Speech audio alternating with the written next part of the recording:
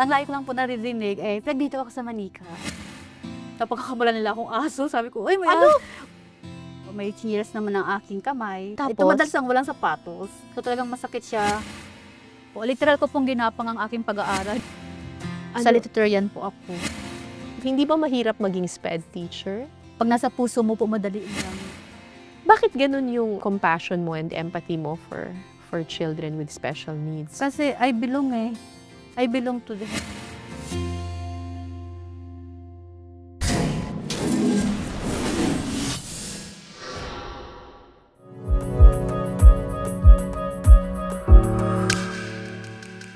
Makapangyarihan ang ating mga kwento. Mahalaga ang kwento ng bawat tao. At lahat tayo may kwento. Ako po si Cara David ng iListen. Samahan niyo po akong pakinggan ang iba't ibang karanasan na tiyak may aral tayong kapupulutan. Ngayong araw na ito, kwento ng pagpupursige at determinasyon ng ating matutunghayan. Kasama ko dito si Carla. Hi Carla! Hello po. Carla, ikaw ay ipinanganak na merong kondisyon. Opo. Ang tawag sa iyong kondisyon ay Spina bifida occulta. Spina bifida occulta. Anong ibig sabihin nun? Yung sa spine ko po, under development po ako during pregnancy ng parent ko, ng mother ko. So, yung spinal cord mo, yun yung... Hindi siya properly developed. Yes. Buti nakakaupo ka. Yun nga po. Actually po, ayon po sa pag-aaral, 95% ng with spina bifida ay may hydrocephalus. So 5% na bata na kabilang ako ang wala. Ang walang hydrocephalus. Yes. Ito yung may tubig sa ulo na yes. Okay. Pero usually kapag may problema sa spinal cord, 'di ba? Hirap talaga 'yan sa movement. Yes. Buti nakakaupo ka. At saka ang blessings po dito ay lahat ay movable at saka functional. So, nagagamit ko po lahat ng parts ng body ko, pati ang paa ko.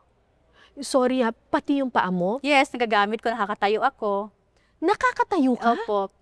Paano mo Pero di ba usually yung may ganyang kondisyon, talagang marami sa kanila hindi na nakakatayo, hindi nakakalakad, etc. Pero ikaw nakakatayo ka. Paano mo ginawa yun?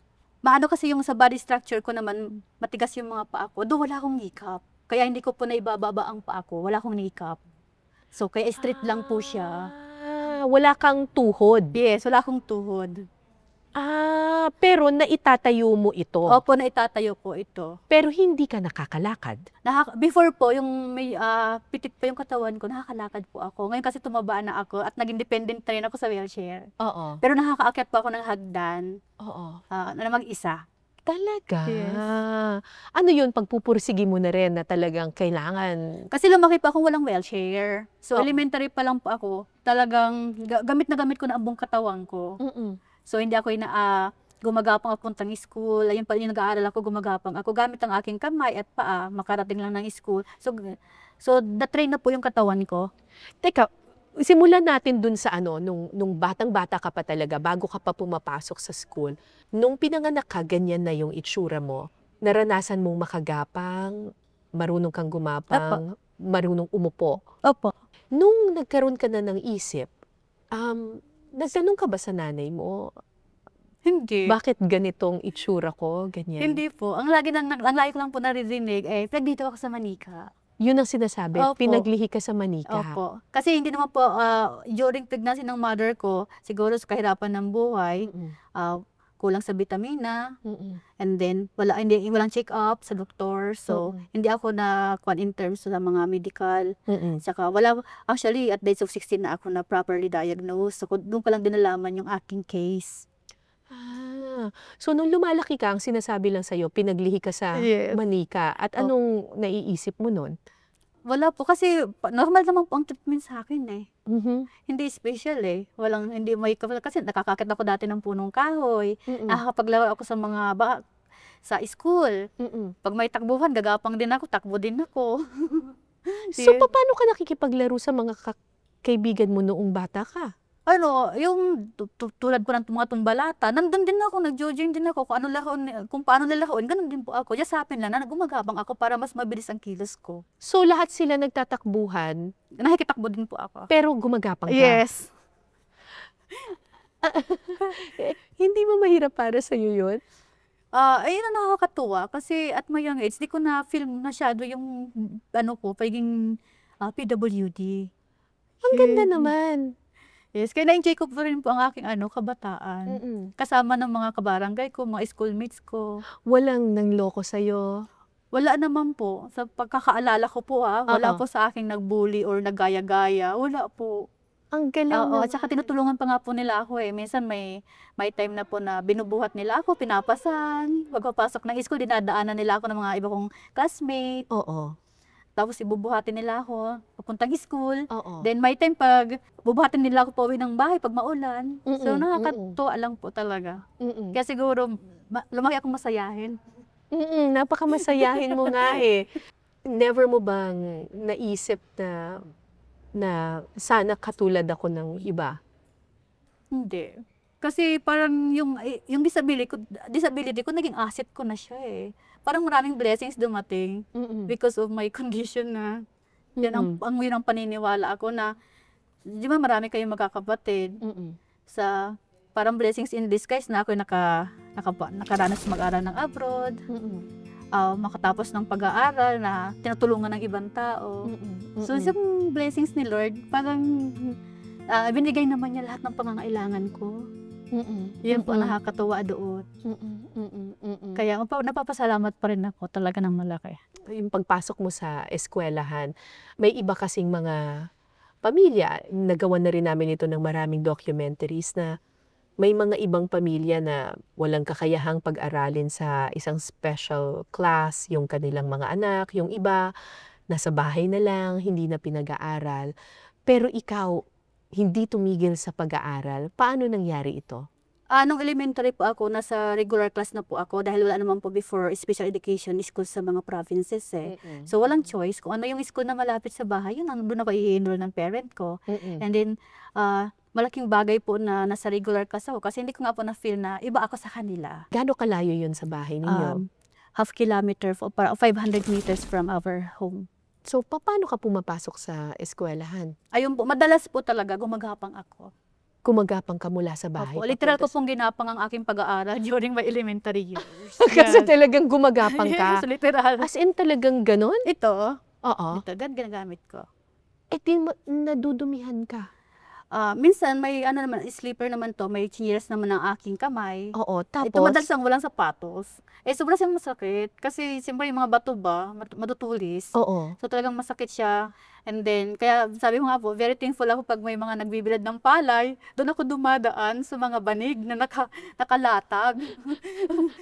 So po, madalas po mga siguro from yung sa plaza, abot na sa school, may nakabilad na yun. Tuwang-tuwa ako. Doon ako dumadaan sa mga banig na nakalatag. Oo, talaga? Opo. So, gaano katagal, ilang minuto or ilang oras ang ginagapang mo para makarating ka sa eskwelahan? Malapit lang naman po siya, tsaka street lang naman po yung mga mga 5 minutes. Ang bilis mo gumapang 5 to 7, mga 5 to 10 minutes siguro. 5 to 10 minutes ng paggapang papunta sa school. Tapos pagdating mo sa school, ano yung naka-uniform ka na? Naka-uniform din po ako. Pero short lang ginagamit ko, hindi pwedeng palda kasi po gumagapang ako. Oo. Tsaka before kasi wala akong bag eh. Alam niyo po ba yung isa lang na notebook lang yung dala ko? Tapos iniipit ko lang sa likod ko kasi hindi ko naman siya maganon kung may bag man. Wala akong backpack. So yun yung mga paraan ko para may gamit ako pagpasok ng school. May dala ka lang na isang notebook? Opo. Madalas nilalagay ko lang dito sa likod ko or sa gilid. Pagpasok mo sa school, yun na? Yun na. Oo. Doon na po ako. So, mababait naman yung mga teachers at saka yung mga classmates ko. So, okay naman. Siguro kung nabully man ako ng elementary, ko siguro yung mga may matatanda. Kasi dahil mahilig akong magapang, kahit gabi kasi, di ba, sabi ko po sa inyo, na-enjoy ko yung kabataan ko. Nakikipaglaro pa rin ako. Tapos kakamula nila akong aso. Sabi ko, may akala ko ng aso, may gumagapang. Nang pa, ikaw pala yun. Ganon. Kasi nga, gumagapang ako nung madilim. Kasi madilim may mga mata. Pero hindi ako nasasaktan. Kasi parang, okay po, sorry po. Parang gano'n na lang. Importante sa'yo yun, kasi napakamasayahin mong tao. Talagang, ganyan ka na ba talaga ever since? Sabi ko nga po, kung dati sa buhay na walang-wala kami, masaya na ako. How much more ngayon na nandyan na halos lahat ng pangangailangan ko. Kaya talagang positive outlook. Yes. Oo. So, nag-high school ka? Yun, nag-high school po ako. May kamag-anak po kami. Kasi elementary po ako. Iyak na po ako ng iyak kasi nag-graduate na ako elementary. Hindi ko na alam kung saan ako pupunta. Bakit Kasi, ka umiiyak? kasi wala pong kasiguraduhan kung makakapag-aral po ako eh. Bakit? Kasi ang high school po sa amin nasa bayan. So malayo po, mga 4 kilometers, 5 kilometers po ang layo. So, nung gumraduate ka ng grade 6, nag-honor ka ba? Opo. Wow! Ano? Salutatorian po ako. Yes. Ikaw ang salutatorian? Opo. Nung grade 6? Opo, grade 6 po ako. Anong pakiramdam mo nung umakyat ka ng entablado as salutatorian? Grade 6? Masaya po. Siyempre, parang proud sa sarili na sa kabilaan ng aking mga pinagdaanan. Nakamit ko pa yun. Oo. Alam naman po kasi talaga nila talagang yung pag-aaral ko yung dedication ko sa pag-aaral nandun 100%. Pero sabi mo umiyak ka rin nung gumraduate ka. Opo, ayun nga po. May kasi nung una po walang kasiguraduhan kung makakapag-aral pa ako ng high school. Kasi yung school po sa amin sa bayan, yung high school po nasa bayan. So medyo challenging na po. Yung sa family ko challenging kasi wala pa akong wheelchair. Wala akong wheelchair Paano ko dadalhin sa school? Paano doon ko mabuli ako? Doon nag-start yung worry ng worry ng family ko. Hindi ka naman pwedeng gumapak ng 4 na kilometro. Yes, hindi naman po pwede yun. So, talagang very thankful kasi may ginagamit si Lord ng mga tao na para yung hindi ako mahirapan. So, ayun po, yung lola ko po, yung kapatid ng lola ko, may apo din po siya na may kapansanan. Then, nag-aaral po dito sa isang school for crippled children, NOH. So, nirefer na po niya po sa amin. Sabi niya, tama, try mo hanapin mo tong school na to, doon mo siya i-enroll. Doon na nagsimula yung parang 100% nagbago yung buhay ko. Kasi yung lahat ng paghihirap po nung elementary ako dahil sa kahirapan, dito naman po sobrang nabusog ako sa pagmamahal ng ibang tao, material na bagay, inapunan lahat. Nabigyan ako ng wheelchair. First time ko nagka-wheelchair at the age of 13. Anong pakiramdam nung nakita mo yung wheelchair? Excited. Tuwang-tuwa ako kasi yung na first time kong matry, mas mabilis pala. Mas masarap pala pag may wheelchair. Mas mabilis ang galaw. Oo. Nakakaikot ako kung saan ako gustong pumunta. Ayun po, mas napagaan yung aking pagkilos. So, natapos ka ng high school? Yung high school po ako naman, nakakuan po ako, nabigyan po ako ng scholarship sa US. Wow! As an exchange student po. Anong ginawa mo doon? Youth exchange student po kami doon. So parang pinag-promote namin yung kultura natin sa kanila. And then, at the same time, pagbalik po namin dito, pinag-promote din namin yung kultura ng US dito sa mga... Gaano ka katagal sa US? 1 year po, 1 full scholarship. 1 year full scholarship. Tapos pag uwi mo dito, nag-college ka na? Hindi pa po tinawag. Kasi ano po kami noon 3rd year. So nag 1 year pa po kami sa school. Okay. Tapos, nag-college ka? Opo, nag-college na po ako. Anong kinuha mong kurso sa college? Yung una ko pong kinuhang course ay Bachelor Computer Science. Kasi yung sa elementary po kasi, laging tinatanong, anong gusto nyo? Laging ini-instill sa akin, sabi niya, dapat computer lang ang pag-aralan mo ha. Kasi ganyan yung case mo. Ibig sabihin, pag computer, nakaupo ka lang sa harap ng computer. Hindi mo kailangan umikot-ikot or kung saan-saan pumunta. So yun naman tag-try ko po. Kaya kumuha pa ako ng basic computer science. Then, after a semester, kaibigan ko naka-wheelchair, graduate din po siya ng computer science. In-encourage niya ako, sabi niya, kung may tutulong naman din sa'yo at may scholarship ka, why don't you try yung mas magandang course, which is yung itong education. So, isa po siya sa mga dahilan ko na kaya na-encourage ko ako mag-shift ng course from computer science to special education. Special education. Gusto mo talaga yung course na special education? Yung nandun na po ako talaga, yung puso ko nandun na. Bakit? Siguro dahil sa case ko rin. Yung impulse ko sa mga bata nandun na. Dahil pareho kami at saka sa mga parents nandun na. At ngayon, ikaw ay SPED teacher na. Opo. Oo. Sa Commonwealth Elementary School. Yes. Alam mo, nung bago pa lang ako na reporter, isa sa mga ginawan ko ng documentary ay ang Special Education SPED program ng Commonwealth Elementary School. Feature namin si Ma'am Rose. Opo. Siya yung isa sa mga unang SPED teachers doon sa Commonwealth Elementary School. Ang natatandaan ko, ang hirap ng buhay ng SPED teacher doon kasi magkakasama sa iisang kwarto yung iba't ibang bata na iba-iba ng special needs. So, merong may autism, merong may Down syndrome, merong iba't ibang may cerebral palsy, and they're all in one class. Ganun pa rin ba hanggang ngayon? Hindi na po. Hindi na. Yes, marami na po kaming SPED teachers. At saka nakakatuwa kasi may mga programs na po kami, iba-ibang level na po. Oo. Depende sa kaya ng bata, depende sa edad po ng bata. So, ikaw, anong tinuturuan mo? Level 3 po ako, non-graded. So, more on po ako, life skills. Life skills po ng mga bata. Sila po yung age bracket from almost 13 years old to 16 in preparation po sa aming transition program. So, kumusta naman yung pagtuturo ng special education? Very fulfilling po as a teacher. Kasi alam mo yung behavior ng bata, may improve mo lang, ay napakalaki achievement ko na yun. Yes, at saka yung teamwork ko with the parents. Ayun po talaga ang lagi ko pong inaalagaan yung relasyon ko sa mga magulang. Pero yung tinuturuan mo, pare-pareho ng condition? Yes. And children with intellectual disability po. ID. Okay, Under po yung mga with Down syndrome. Hindi ba mahirap maging SPED teacher? Pag nasa puso mo po, madali lang. Opo, iba yung saya. Pag talagang parang vocation mo yung pagtuturo. Maraming SPED teachers na dito sa Pilipinas na nag-a-abroad. Opo. Kasi I understand mas malaki ang sweldo sa abroad. Ikaw ba ay na-offeran na rin? Marami nag-encourage. Pero sa akin, mas gusto kong mag-serve sa mga bata dito Mas kailangan talaga nila dito ng mga SPED teachers na may puso sa kanila. Kasi? Yung sa akin po, yung opportunity naman po, lagi naman po nandyan. Pero siguro, mahirap naman po magsalita ng Sa as of now po, dito po muna ako sa mga bata sa atin. Bakit ganun yung compassion mo and empathy mo for children with special needs? Kasi I belong to them. Kung yung malasakit ba, napakahalaga po yun pag SPED teacher ka. Maramdaman nila yung totoong malasakit mo at pagmamahal sa kanila. Yes, kasi nagiging mas madali, kahit very challenging, nagiging madali yung pagtuturo at yung development nila, mabilis yung progress nila, mas mararamdaman mo. Mas makikita mo kaagad pag nakaramdaman nila na pinapahalagahan sila.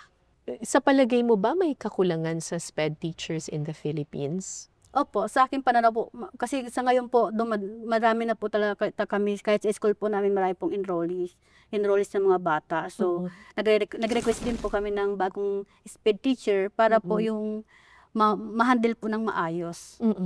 Ilan ba ang tinuturuan mo? Sa ngayon po, I have 17. 17 in one class? Apo. Parang medyo malaki yun, Ginagawan po namin lagi ng paraan yan. Lagi kaming may ginagawang paraan para ma-accommodate lahat. Anong pinakamahirap na bahagi ng pagiging isang teacher ng mga children with special needs? Siguro yung mga resources. Kasi yung mga SPED na mga bata ay kailangan ng maraming resources Mga manipulative. Kasi iba-iba yung nila yung pangangailangan nila. Unlike sa mga regular, pag nagturo ka ng idea, na kaagad nila yung nagigets. Sa kanila, kailangan visual lahat. Then lalo na sa case ko, yung hinahandle ko po ay more on life skill na. Like next month, magtuturo ako ng paggawa ng dishwashing. Yun, tapos kung ano-ano pa na pwedeng magawa ng bata kahit nasa bahay sila. Kasi ang pinahagol namin, maging independent din, self-reliant din sila pagdating ng panahon. Makapag-create sila ng mga source of income. Para may panggastos din sila sa kanilang personal na pangangailangan. Ano yung pinaka-struggle mo ngayon sa buhay? Ngayon, ang pinaka-struggle ko lang siguro yung transportation. Kasi talagang very challenging sa mga kapwa ko PWD using wheelchair. Kasi pagdating naman sa work ko, very supportive naman ang aking mga co-teachers, ang aming principal. Kung meron kang message sa iba pang mga batang may special needs, or mga PWDs, ano ang message mo sa kanila? Akin po, ang pinakamensahe ko po sa kanila ay mangarap lang po sila. Opo, kasi sa isang katulad ko na galing sa pinakamahirap na pamilya. Sino mag-aakala na darating yung panahon na mararating ko yung mga pinangarap po sa buhay? Ang importante po ay mangarap po kayo. Yun ang lagi kong ina-advise. Kasi yung pangarap po natin, yun ang magbibigay sa atin ng direksyon ng inspiration para harapin natin lahat ng pagsubok. Sa mga nanay at tatay na merong anak na may special needs. Sa mga nanay at tatay, 2025 na po tayo ngayon. So, kahit saan po mayroon special education school. Kung wala po kayo, pwede nyo po akong hanapin para ma-refer. Basta wag nyo lang po itatago ang inyong mga anak. Ilabas nyo po sila. Mas kailangan po nila ng socialization. Makita nila ang labas ng mundo na malay nyo po, pagdating ng panahon, ang anak nyo po pala isang engineer, isang news reporter, broadcaster. So, wala pong imposible sa buhay na ito. Basta yung support po natin ay nandyan. Maraming salamat sa iyo, Carla. Thank you for being an inspiration to a lot of children and a lot of people na may special needs. Sana ipagpatuloy mo pa yung pagiging inspirasyon mo sa maraming tao. Maraming salamat sa iyo. Maraming salamat at salamat po sa inyong pakikinig. Ako po si Cara David para sa iListen.